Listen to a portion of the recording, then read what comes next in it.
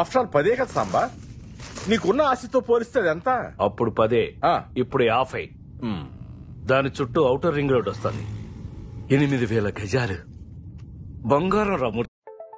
Balanagar Shamshabad airport నుండి 35 kilometre దూరంలో ఉన్న ఈ ప్రాంతంలో లాస్ట్ 3 months నుంచి భూముల ధరలు చాలా ర్యాపిడ్ గా పెరుగుతూ వస్తున్నాయి. దీనికి కారణం ఈ ప్రాంతంలో రీజనల్ రింగ్ రోడ్ కు సంబంధించిన మార్కింగ్స్ వేయడమే. దీంతో పాటు రీజనల్ రింగ్ రోడ్ కు సంబంధించిన భారీ జంక్షన్ ఇక్కడ రాబోతుంది. రీజనల్ రింగ్ రోడ్ లో 12 భారీ ఇంటర్చేంజెస్ రాబోతున్నాయి.